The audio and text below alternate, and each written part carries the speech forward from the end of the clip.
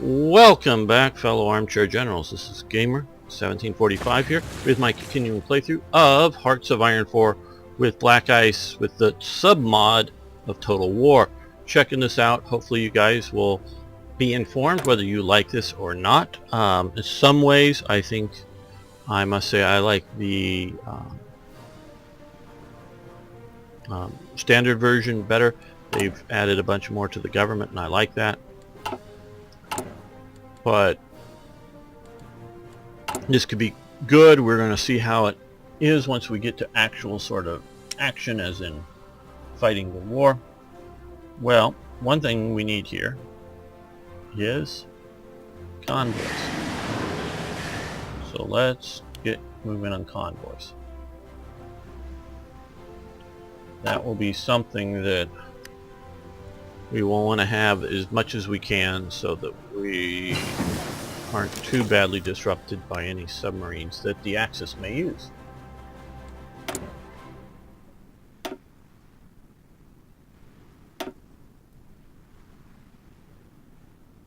Okay, let's see what.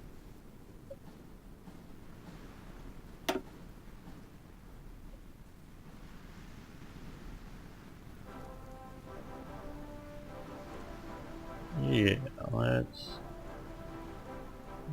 come over here, make sure that we're getting all of that which we want. Industry. Steel refining. I don't know that we... How are we doing for steel? 42. Well, we might want to build some more, but I think we're okay for that. And text, no. So, I think yes.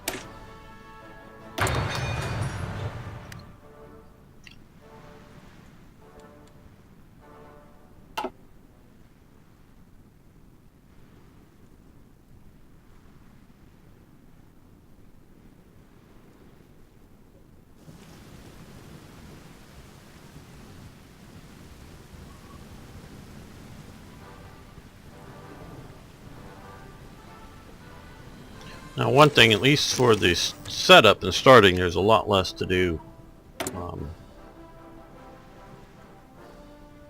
now that we've got than Hearts of Iron 4. I mean, than 3. Let's build a tank factory here. Let's build a light aircraft or fighter factory here. That will help us out. And the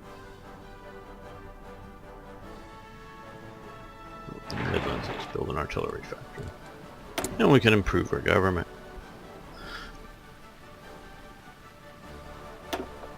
This is one thing that I very much don't like about Hearts of Iron 4.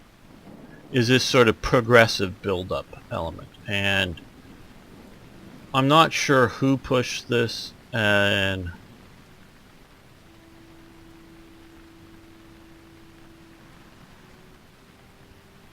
Harold Alexander. Why don't we have B.H. Liddell Hart here? Or J.F.C. Fuller here? They're the theorists. Now, Arthur Bomber Harris is the bombing theorist. Hugh Downing would be the fighter theorist, definitely. Don't know Chadwick or... Well, Frank Whittle. No, that isn't Frank Whittle's picture at all. He would... Yeah, no, that ain't Frank Whittle. I'm thinking... Yeah, no. He's the jet engine builder. He didn't have a mustache. He was much younger. So, I think that's just a generic picture. Thing.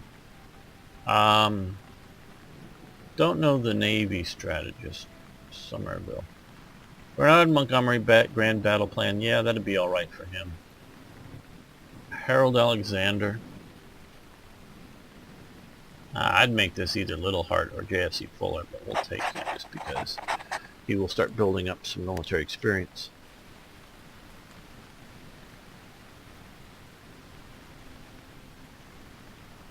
Now when we get there, which thing? Let's see. Non-aggression pact or bad relations. Our two nations should work together against the Soviet threat. Okay, I'm guessing this is with Germany. There's Hitler. Right there. Not sure who that guy is right offhand.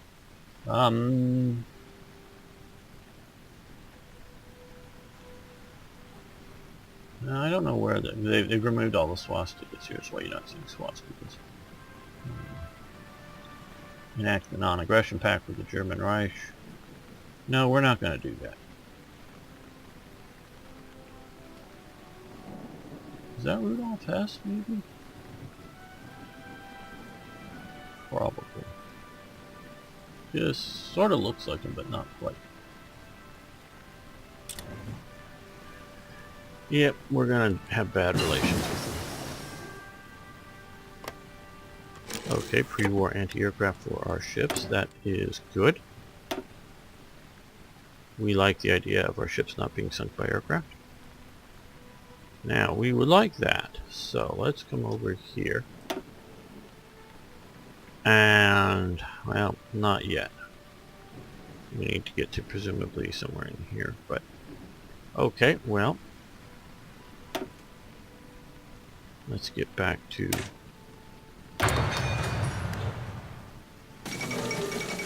Amelia Earhart circumnavigates the globe, so she made it around this time.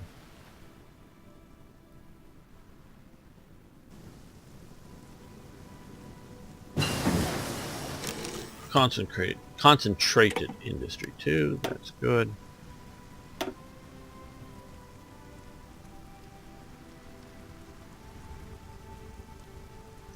So let's see now.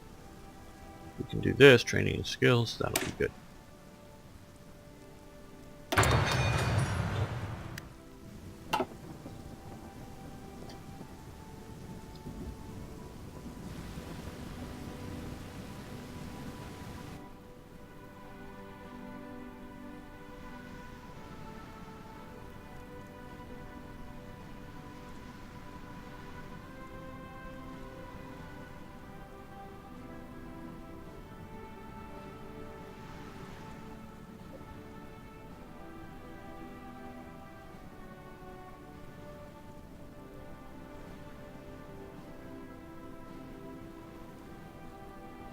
So as I see it, with this playthrough, we're going to, well, we're doing containment right now, but we've been building up our colonial allies over here. New Zealand, yes, New Zealand we will get to at some point, I presume, and upgrade that. Useful, but New Zealand is never going to be a huge player in anything. Not that it's not going to help out, but it's not going to be a huge player. So I don't see that as such. Where the British Raj, that can hold a flank against the Japanese. Australia, that might actually be able to hold us the southern flank instead of the sort of India flank. Canada, hopefully that will be helping us out significantly in production like it did in World War II. And of course, as I always sort of play these games from the standpoint of knowing history and knowing what worked well in history, and presuming, until we find out different, that the game developers, mod makers, whatever elements you want to look at, are doing a good job or not in representing the historical realities. So if they're doing a good job, Canada will be very helpful. South Africa, wow, that's a lot of build-up down in South Africa, but they were marginal at best. They really didn't have any arms industry back then. They developed it sort of once the apartheid happened and needing to, instead of buying arms, build them themselves. Okay, Spanish Civil War. Well, that could be interesting. And since the Republic, I didn't think the Republicans would last, so since they have, let's see what we can do with that. Guarantee Yugoslavia? Not yet. We're going to go with Spanish Civil War. This is also where I was sort of heading, but since there's still a sort of a balance, I don't know if we'll get to. Well, we can send volunteers, forces, so we very well may do that.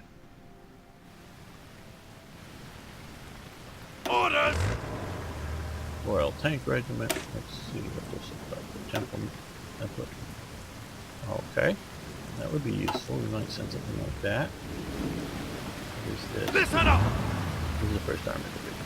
I guess they meant to have a cool symbol there.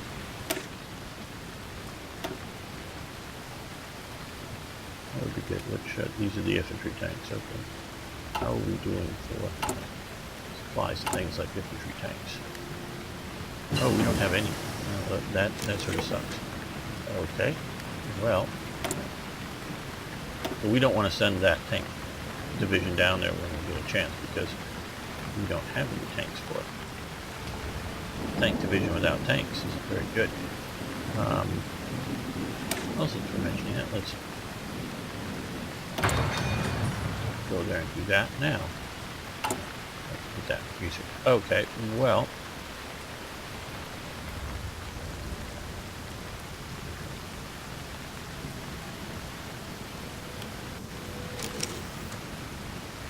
Still not effective, at least. Okay, so we'll just do a standard Matilda 2. Put that in production. Let's move it up to the top. We are building the Vickers too.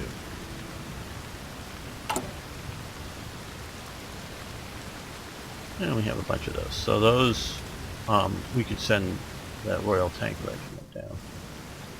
Listen up! That would be with the Vickers, I presume. Yes. We also have some of this out. That doesn't look like an S-35, and I don't know. I don't think the British ever bought the S-35. Move out! Now that is a Mark 6 tank, I believe. A little machine gun. It's a 50 caliber. Well, actually a 55 caliber Vickers machine gun. Listen up! And a secondary 303 Vickers machine gun.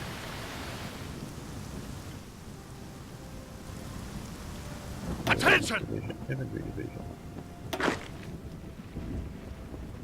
Yeah, let's send this down. Ah. Pen that being built up on the Move out! Well, I'd hope so if they've declared war on them.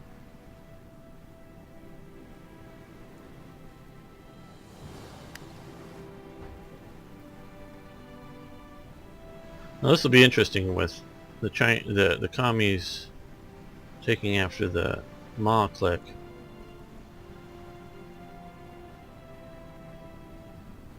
And they might not declare war against Japan.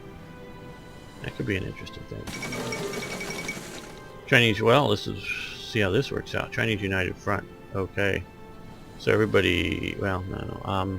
Chiang Kai-shek and Mao Zedong will shoot joints. Unstable alliance. Okay, well. Let's see if we have fall of Beijing. Okay, well, let's slow this down just a little bit. And take a look. There. Okay, so I guess this went to peace because this country, because the Ma clique disappeared and that. Okay, I guess that's how they worked it. I was wondering how that was going to happen. King George class.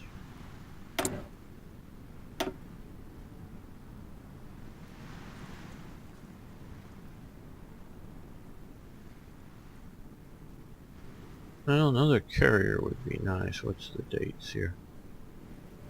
38, yeah. Let's see, how do these...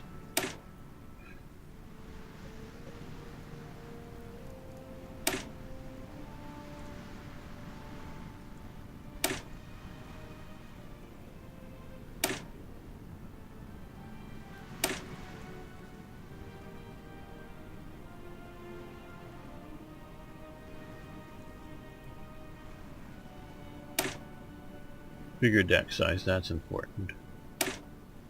Greater range.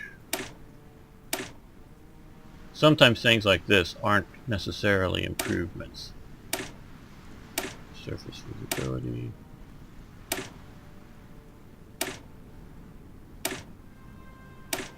Yeah, let's look good enough. Let's do the illustrious class. And sometimes they are improvements, but say they may reduce their plane carrying capacity to increase speed and distance effective to operate and things like that. So just want to check out some stuff.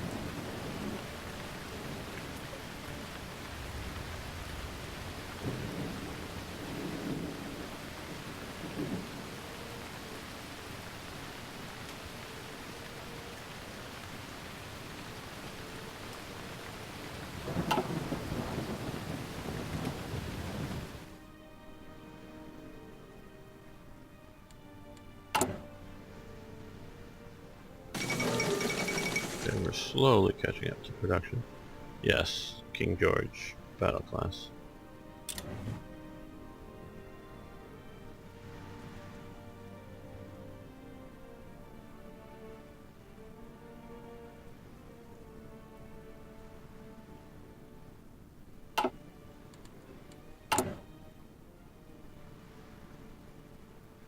Let's speed this up a little more.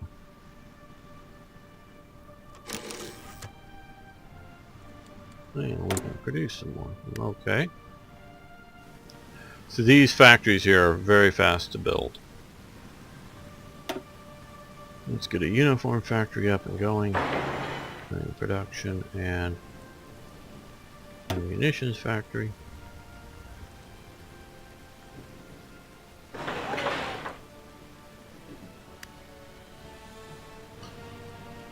And so they'll help with production without costing us more resources, so that's very handy. We won't have more of these things.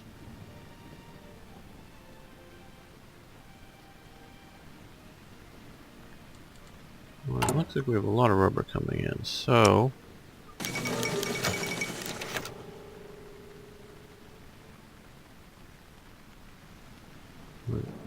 do we...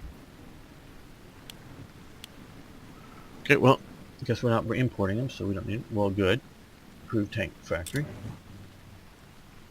The Great Hong Kong Typhoon. On the 2nd of September 1937, an unnamed typhoon hit Hong Kong. It affected Hong Kong, Macau, and Taiwan. 11,000 people died in Hong Kong. 21 in Macau.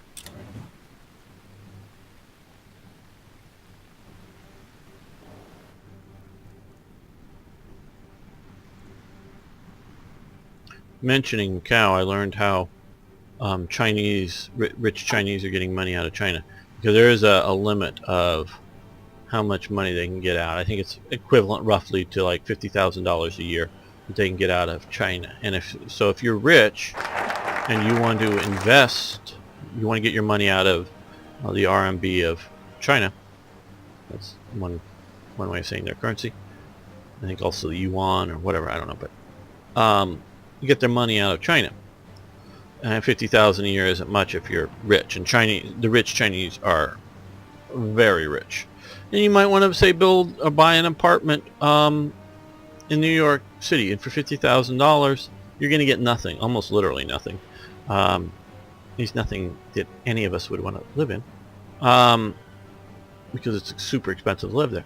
So the way they get their money out is, at least according to this one thing I heard about, is that a rich person in China will buy a tour package to Macau for, I don't know, let's say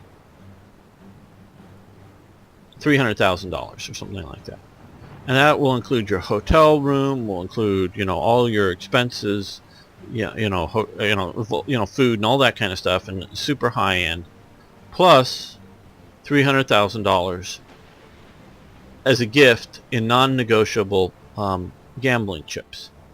Meaning these are just a gift. You didn't buy them with your $300,000. You're just buying a really sexy, super high-end room with all the luxuries for the week or weekend or whatever.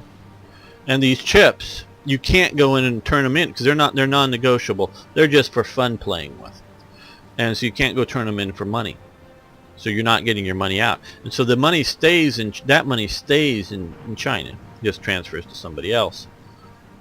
But you can go gamble that $300,000, and any of the winnings you get back are negotiable chips. So if you look at a game that, say, has a 10% loss rate over playing it over time, so you show up with $300,000, you lose what, $30,000 or something, and so you end up with $270,000 of Macau money. I don't know what they're on for currency, quite honestly. But that money you can send anywhere in the world. So that's how they get their money out. So they still allow gambling in Macau for the ultra rich in China and anybody else who wants to go there. Okay, Spanish Civil War intervention. Okay, it's completed. So we're going to do military rearmament, and we are going to see if we can send volunteers. Oh. Yes, sir. Can we send 3 divisions? Oh, we also want. Come on. Okay, who do we have here? Let's sort by skill.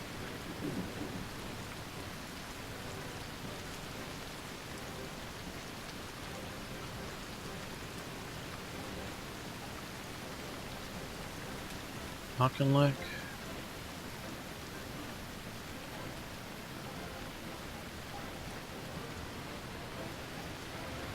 Yeah, see, he's a cautious general. They've done that right.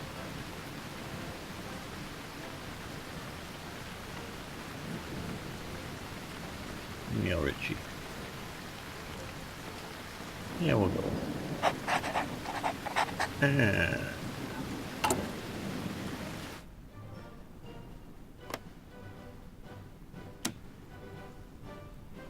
yeah.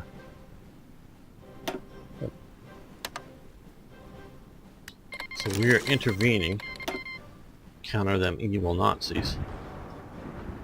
Yeah. Hey, Floor, how you doing? Just looked up and saw you there. Yeah. I don't know that they can do that. Because, like, here's Light Aircraft Factory, and it's an American factory. At least it looks like that. Stop this. Okay. To me, but maybe that's just a bad colorization job. No, I don't. Blue. I think those are, with those markings, I think those are supposed to be green fighters.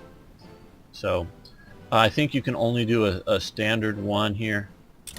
Now you can do things like I've done for the Hearts of Iron 3 version of BlackICE for a TRE, is I've labeled or made like the radio studio improvement picture with a German studio with the German radio logo, and for the university picture some students or faculty or whatever in Heidelberg, and I included the sports patch with the HU sort of symbol on it for Heidelberg University, and the eagle with the swastika on it, you know, during the National Socialist period. So that's just, you know, what they would sew on their t-shirts and for sports stuff is sort of a symbol. And it's labeled the same as the standard event image for BlackICE, but since I presume most people are playing, if they're playing TRE, you're playing as Germany, so you get the German look. So you sort of have to sort of tailor it to the to each country, and sort of install a package, or with the Hearts of Iron 4, click a U.S. package, you know, a U.S. or British or Soviet or whatever graphics or something like that, and that could only just change the graphics. So everything else is the same, so you don't have any mod compatibility. So you're just putting a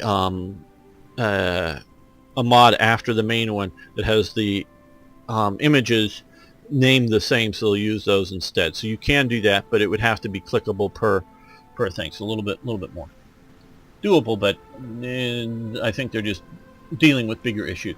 I got bigger issues when you show up and have an event for something in 1936, and it's the Japanese surrendering it at Tokyo Harbor at the end of World War II. IRA raided the magazine fort in Dublin, though they had managed to mostly seize Irish munitions. There were reclaimed very shortly afterwards, and many IRA volunteers were caught and arrested. Many high-ranking IRA members have been executed, and the Orichatas, I don't know, have been given emergency power to deal with this crisis. I presume that's some sort of state police element in Ireland. Hey Alexi, good to see you. Finally I'm getting to streaming. You were the first person to follow me on Twitter, so he's the original gangster. And of course the great maker of Units of the Third Reich. Great mod, that.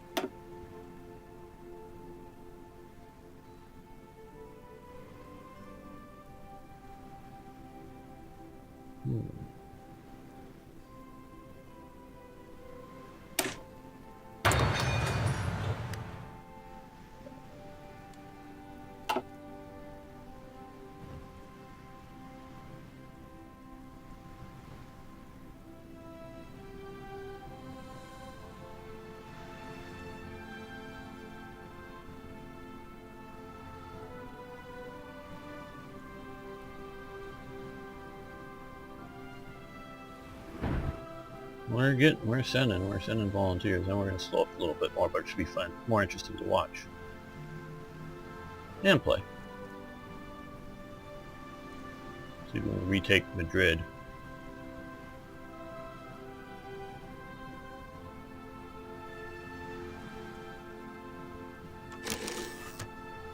Oh, we can build more factories.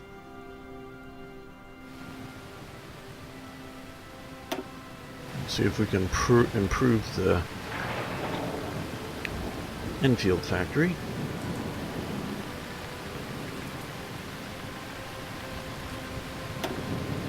Let's go with a shipyard. Where? Well, I got that filled up.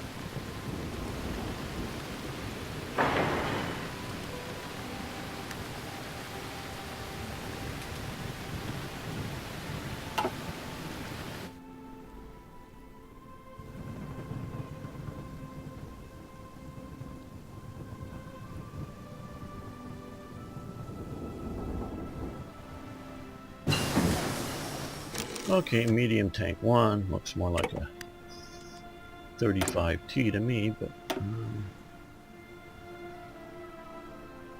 see, I know about the Vickers too. I know about the Matilda. That's a looks like a PT-76 to me. And that looks like some sort of other thing, but maybe there's something else onto that could be.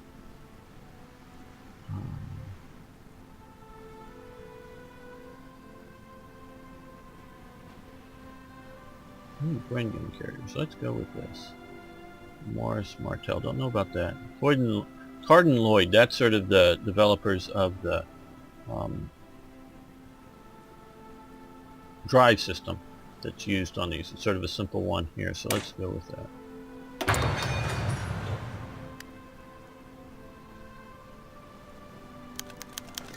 Okay, uniform factory level 1. Good.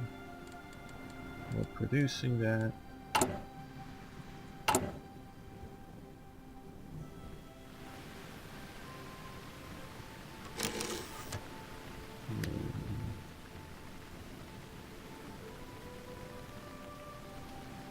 Well, let's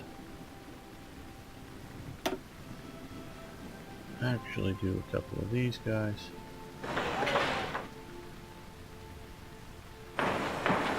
Also build up in Scotland.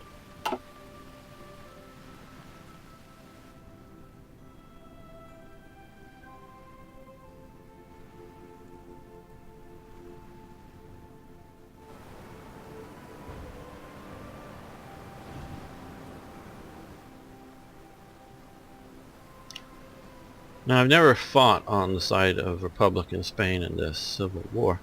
Just haven't played a country that would allow me to. I've tried to see if I get the U.S. to intervene in the standard.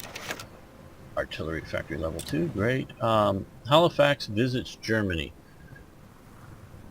As a diplomat for the new government, Neville Chamberlain, the new government of Neville Chamberlain, Lord Halifax visits Hermann Goering in Germany. Halifax also visits Hitler, who pledges his support of the British Empire. Hitler offers advice on how to deal with those in India seeking independence. Kill Gandhi, he advises, and if that is not enough, kill the other leaders too. Lord Halifax's friend, Henry Cannon, will report that Halifax likes all of the Nazi leaders, including Goebbels.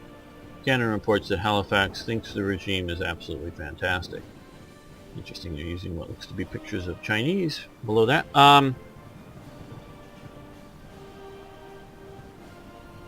How do I put this?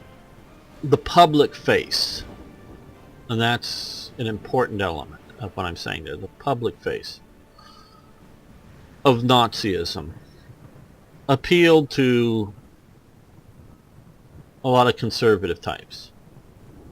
Now, please note the way I'm using my language, and I'm using it very precisely when I say things like that.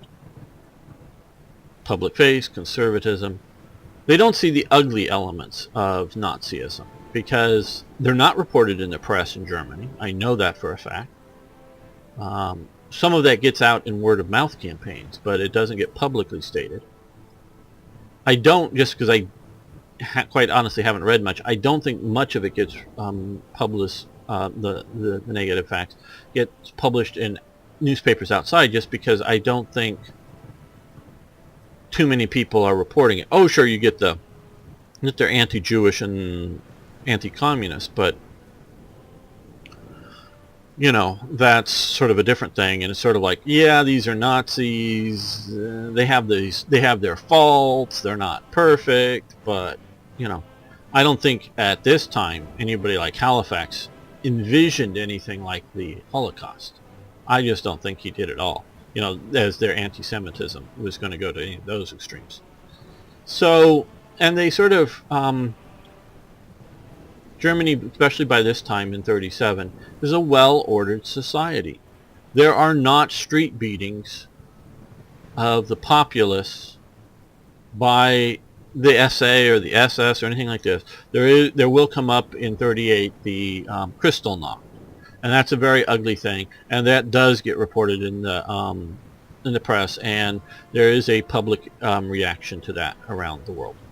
But that's one sort of incident of a few days of a very ugly thing that happened after the killing of a German diplomat. That's sort of how a lot of the world leaders see that as a time. So when you get these people that go, oh, they like them, that's because Goering and Goebbels and Hitler were all being charming. Hitler, from what I understand, on a, you know, sitting around the dinner table with him, he'd be a charming dinner guest. And if you got him talking about the Jews, he'd probably start ranting and raving how bad the Jews were. And if you agreed with that, you would think that's okay.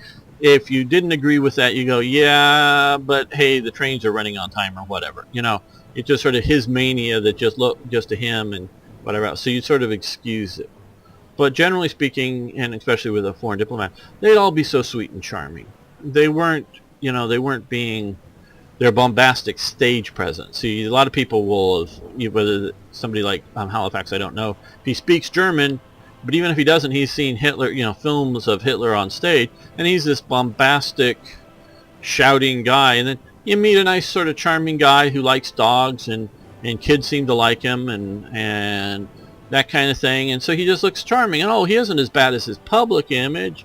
So that's sort of what I would say going on. And of course there is, I talked earlier in a previous episode about people's reaction to World War I and the pacifist movement. Well, there's also going on, particularly in government, particularly in conservative traditionalist type circles, not necessarily government, but other ones, But even, there's this rabid fear of the Bolshevik revolution. And it's not just because there's a Bolshevik revolution off in the Soviet Union. You got to remember, well, there had been an ongoing revolution in Spain of the left. They had won power through the ballot box, but they started to do things that were illegal. The government was allowing death squads to go out and kill people, and everybody knew it, and knew that that individual government officials were involved in it. They knew this stuff, but the local police wasn't going to go arrest the local town mayor, because the local town mayor was in charge of the police, and the death squad may have been made up of local policemen that was going to go kill some landowner. So that this was going on before the nationalist reaction. There was an ongoing, sort of a slow motion, if you will, revolution. Now, it wasn't just communist in Spain. There were sort of extreme anarchist types, and there was various socialist elements, but the socialist elements were using violence even before the nationalist reaction. So, and they'd go in and like kill a bunch of nuns in a nunnery. This is before the nationals show up, because, well, if there's no nuns, then all this land that's owned by the church can be owned by the people, and the peasants can come in and farm it and own it. A small done. So that was going on already in Spain, and then this civil war breaks out as a reaction to it. Back, what was it? 1919 and 1920, there was the Spartacus communist revolt in Berlin, in the capital, that the German Freikorps come in and put down because the government's incapable of it. But it looked like, there might be a communist revolution in Germany and take over all of Germany.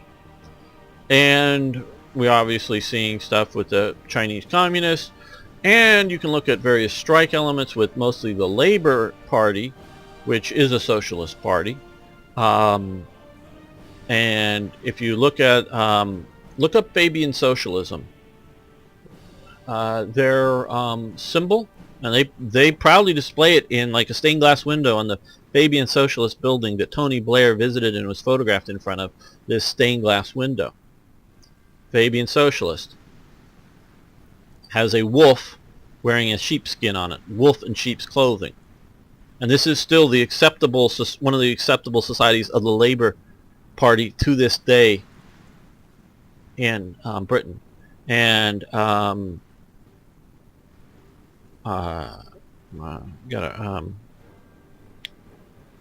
the playwright,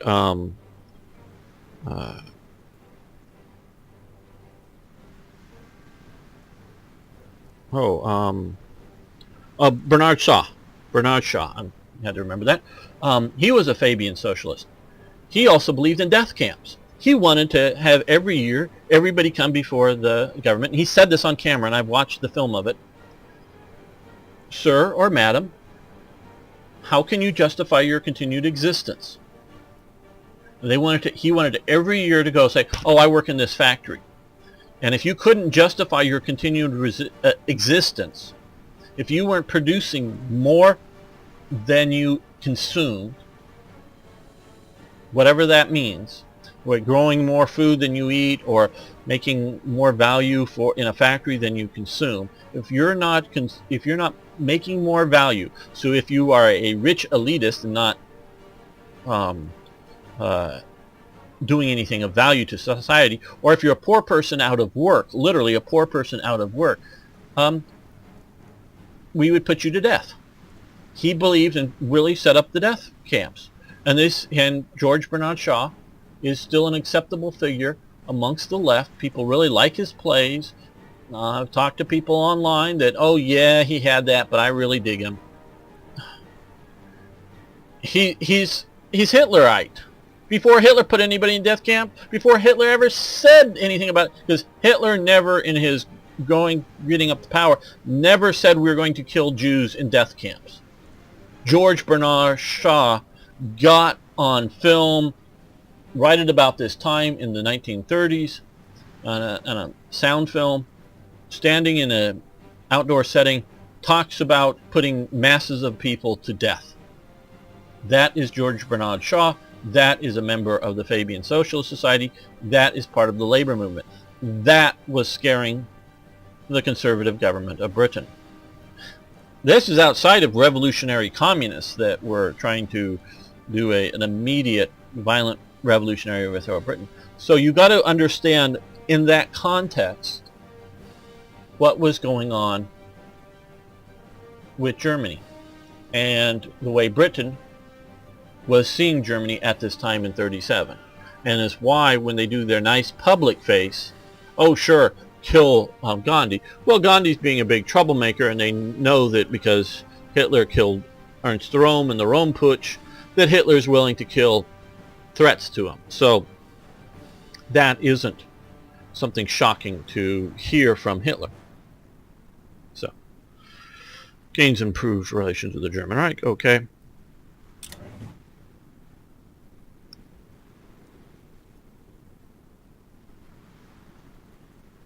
So you have to understand this in context.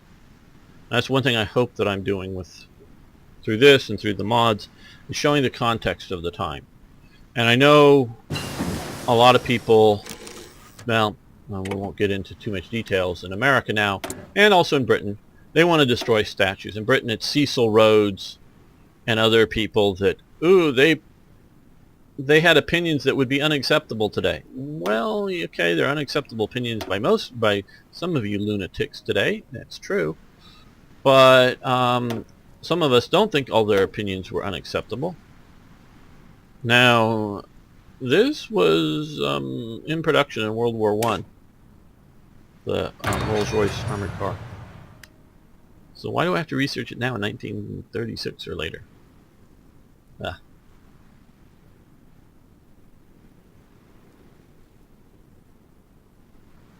So, that they want to destroy statues from some of these people. Well, you have to understand them and the world in which they lived in.